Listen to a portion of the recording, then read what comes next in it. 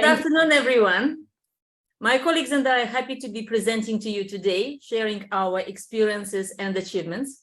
Let's start with the acknowledgement of the traditional custodians of the land we're on, the Whadjuk Noongar people. We acknowledge their continuing culture and pay respect to elders, both past and present. Wow, what a fantastic opportunity it has been to listen to so many informative talks these 2 days. And now it is our turn, a culmination panel discussion, perfect time to remind ourselves of both responsibility and accountability of the intelligent instruction. My name is Lana Kochin. Here are my colleagues, Michelle Cho, Miranda Makrob, and Jacqueline Sim. And the topic of this panel discussion is digital and language literacy development, transforming language classrooms.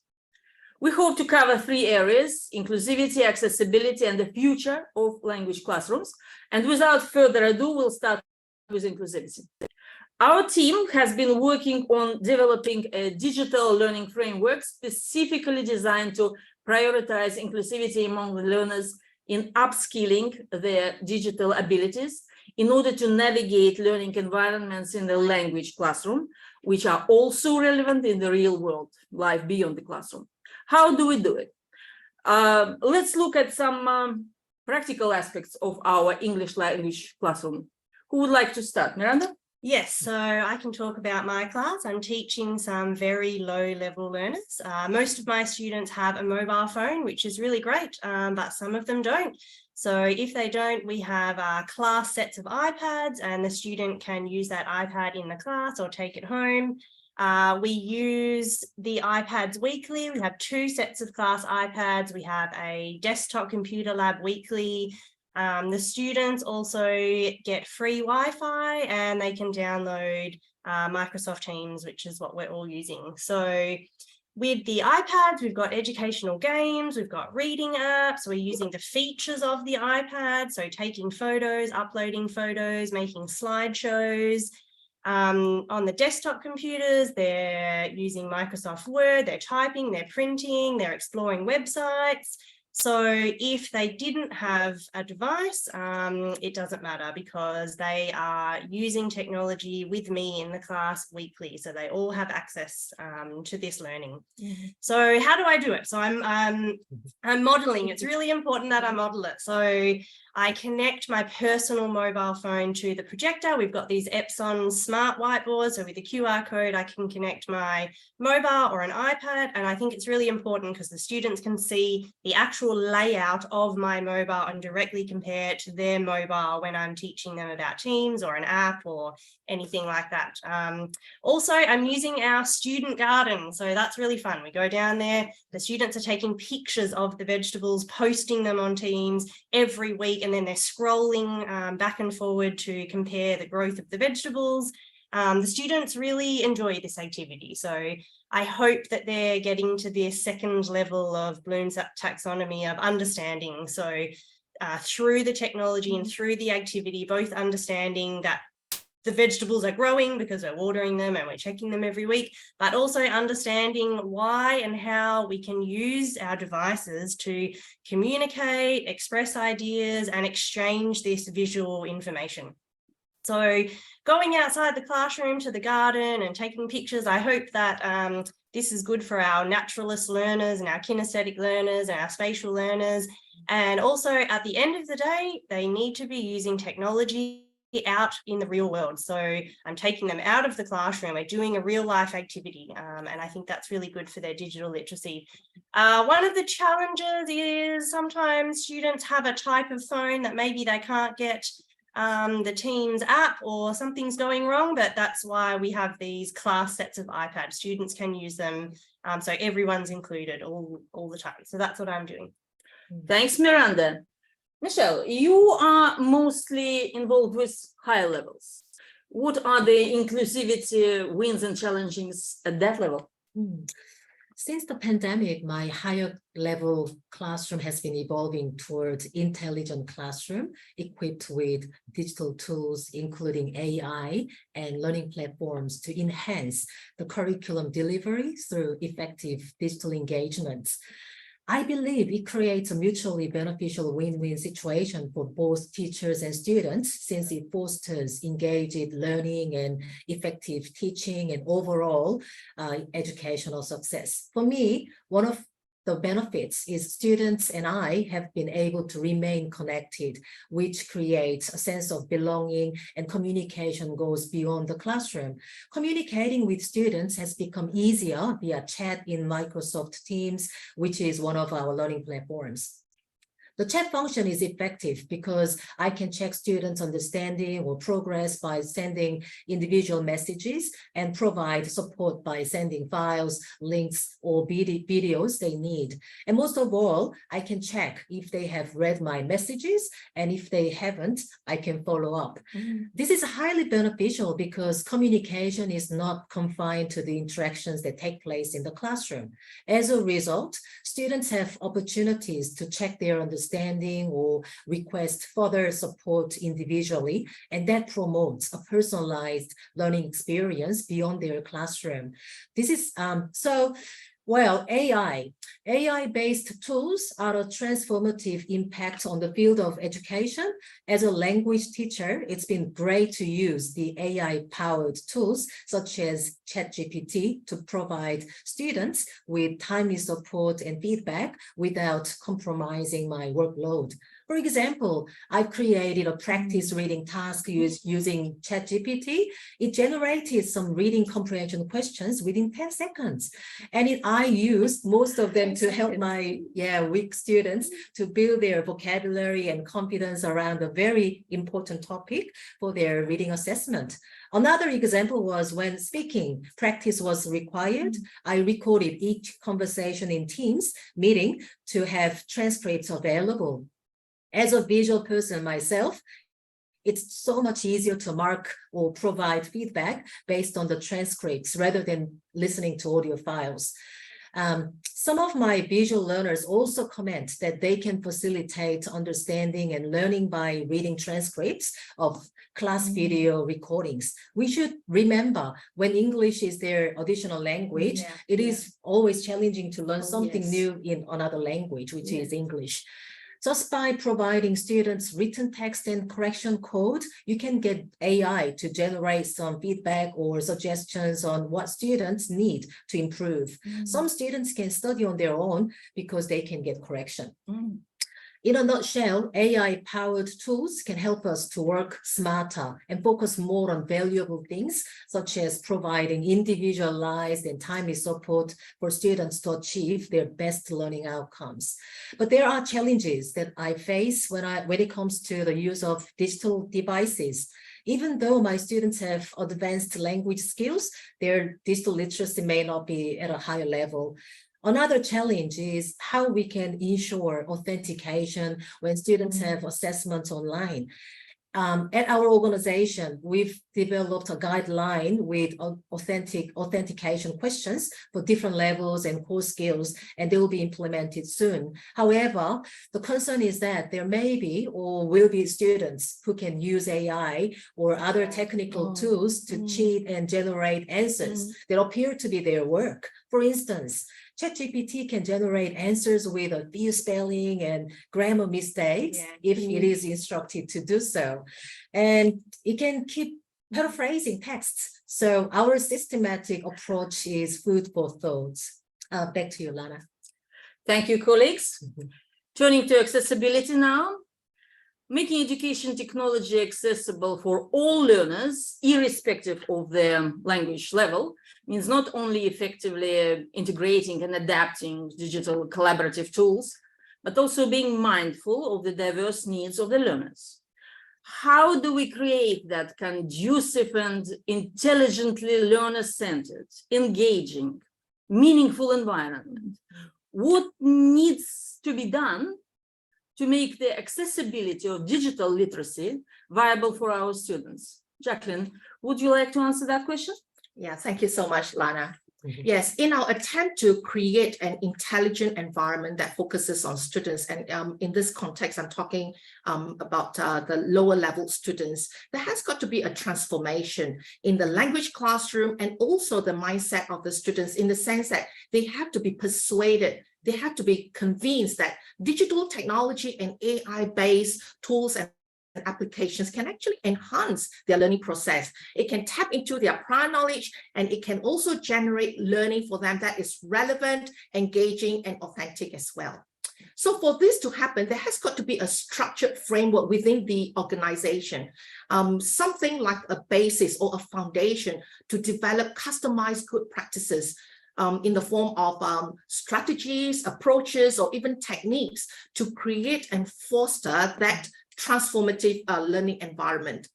A language teacher once asked, what is our focus in the language classroom? Are we teaching technology or are we teaching them language? And if it's both, which do we teach first? Or do we teach two at the same time? So you see, the challenge is there that in enhancing accessibility of digital literacy in our language classroom, the challenge is more about teaching the language to help our students navigate the learning platforms. So in my class with my students, we are learning digital multimedia nouns and verbs like microphone, camera, a chat, wave, mute, share files, terminologies like upload, download, log in, breakout rooms, search engine. These have actually overtaken the other nouns and verbs. And so in making this digital technology accessible as accessible as possible for our lower level classrooms, we have remote inclusion daily.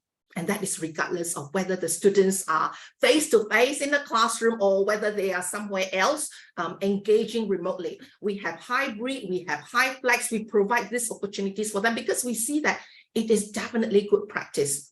And even when they are in the classroom, they actually go in and practice online as well. And we also see that it increases their confidence level in making mistakes in the classroom because, teacher, you are there to help me. Like they come out from breakout rooms and exited the whole meeting. And the best part is that it actually expands opportunities for them to chat. And they write and they type help. Or better still, some of my students, they are now able to use voice messages and send it into Teams. And one of my students who this week itself, when we had online, and she shared in the whole class, she said that, oh, my online skills, digital skills are still not good, not there yet. But I want to join as many online sessions as possible because she said that she saw the importance of being able to connect online. So this is the kind of response or attitude that we are looking for in our students. And as an organization, as a school, we want to provide that consistent, constant use, accessibility to digital technology, because then we will allow the students that ease in navigating the platforms, and hence learning becomes more accessible for them. But a point to remember here, it's to work on the support that actually scaffolds this transformative classroom. Teachers, we have our own try and test methodology, like I use problem-based learning blended with learning beyond the classroom and differentiated instructions. Students, they have their own preferred learning styles. So the challenge is also to identify and carefully blend the digital technologies with the teaching and learning approaches and to find the best possible fit in the classroom. And this is made possible by identifying appropriate resources that are not only relevant and engaging, but they are also current. Hardware, software, like making available for my students devices for them to use, like Miranda had shared, making sure basic things like the internet connection is always stable and strong. My students, they love immersive reader, audiobooks, Vocaroo. Vocaroo is definitely one very good app to use because they actually help the students to create QR codes to help them in their reading and listening. And also the new app Otter in transcribing podcasts for them, captioning videos. Another new one is Miro. My students, they saw me modeling that in class. They really like it, Miro. We will send some of these links later. So we also want to support the teachers at the same time. So we create toolkits and toolboxes that are detailed for the teachers to dive in anytime and hopefully anywhere. So in a transformed and intelligent classroom, Digital technology and AI-based tools and applications have to be flexible, relevant, meaningful, authentic, and accessible in order for the whole learning package, language learning content to be fully integrated. Thank you, Jacqueline. Thank you. Michelle, speaking about your classroom, mostly higher language, what about accessibility at that level? Okay, thank you, Lana. Well, when I look at my higher level English class, nowadays students' accessibility has been enhanced, except that, internet connection problem. And it has promoted students' ubiquitous English learning environment with lots of smart content. Almost every day, hybrid or remote access learning mode makes us very busy navigating between the two different classrooms, the physical classroom and the virtual one simultaneously. Students can access their learning environment regardless of their location, and teachers can be relieved because students don't miss their classes. If I just describe my daily class, more and more smart tools and content are utilized. Instead of using markers on a physical whiteboard, I now type on a virtual whiteboard or in a Microsoft Word documents. This shift enables me to share my screen and save the content, and I can ensure that both online and offline students can effectively engage with the material. I still worry about projecting my voice or appearance, but I worry more about camera and sound setting to ensure that all my learners can clearly see and hear me wherever they are. For those who are unable to participate with a hybrid learning mode, or for those who require more flexibility, HyFlex learning mode is available. I use another learning platform called Blackboard, which is our LMS, where students can access all the class video recordings, notes, and other learning resources when they are available. Even when there is no student for the remote access, I still record my class to have the video recordings available with closed captions or transcripts. The smart content really helps students with different learning styles or spiky profile to catch up or reinforce their understanding and learning. We can create lots of smart content through digital tools, including various multimodal activities that cater to different learning styles. Visual learners can watch class recordings, while those who prefer to read can access captions, notes, or transcripts.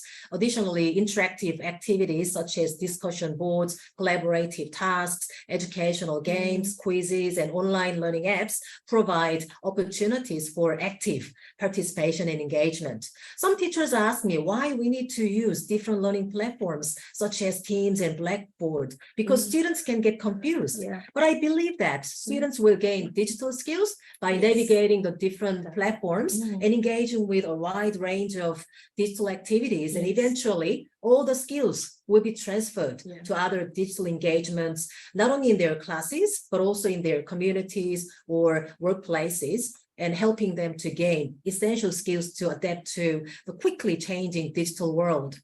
I haven't faced issues with accessibility much, but according to the data I've collected so far through a survey, approximately 40% of the students here said that they relied on mobile phones for their online classes.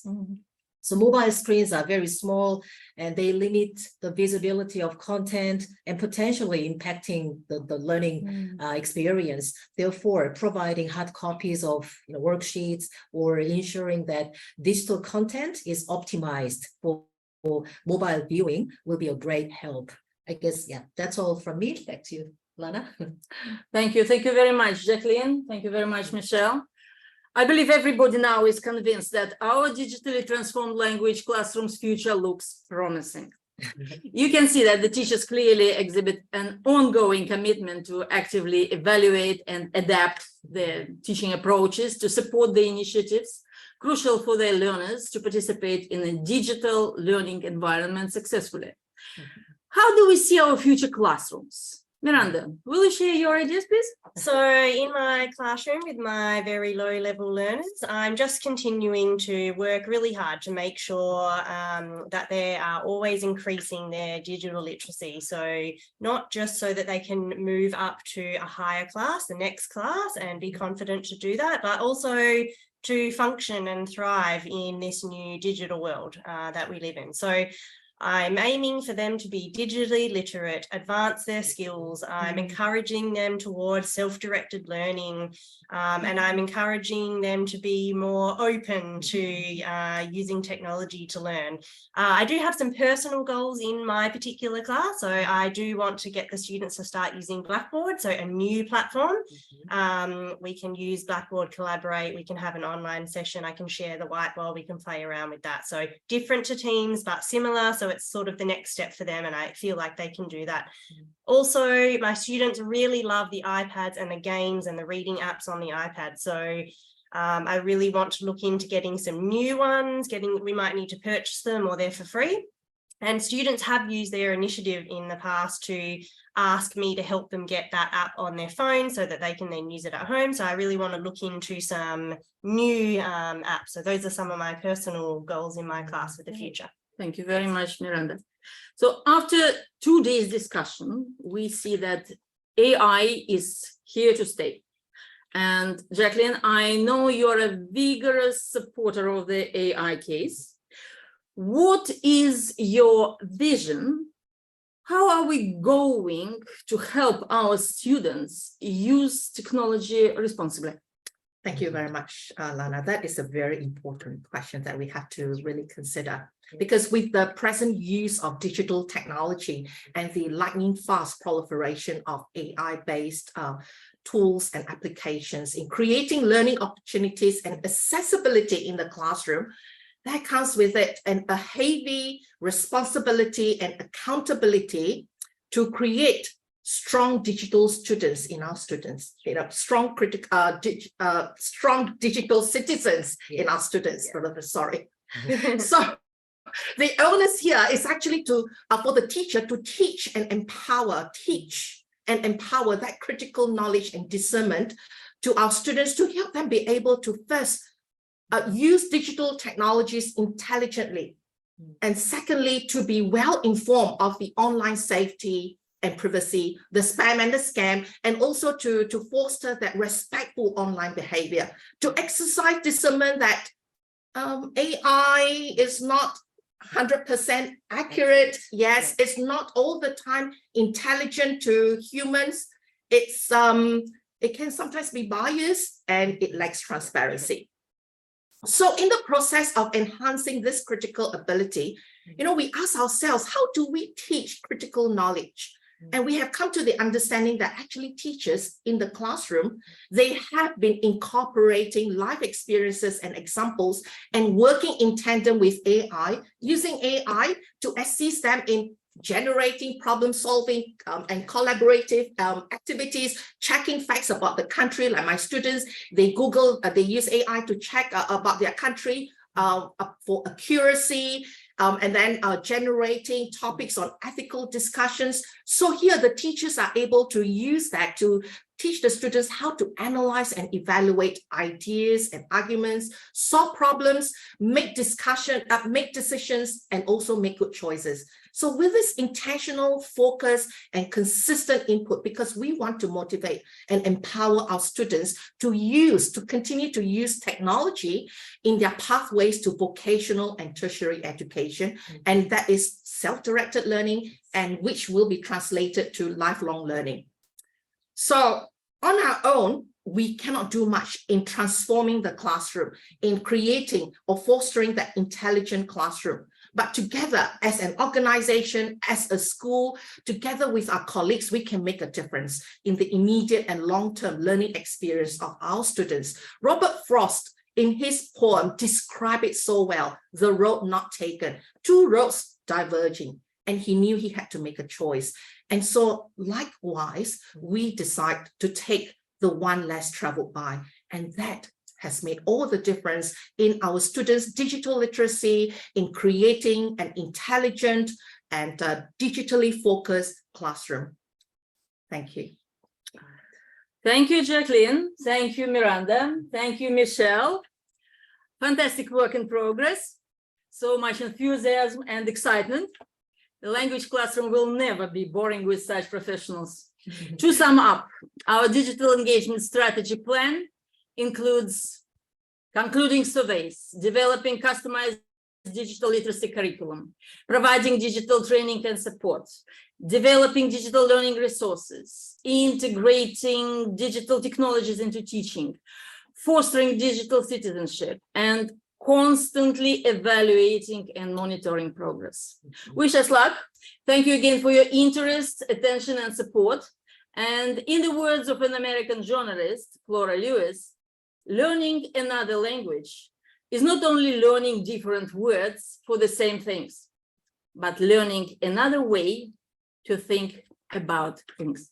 Thank you. Thank you. Thank you.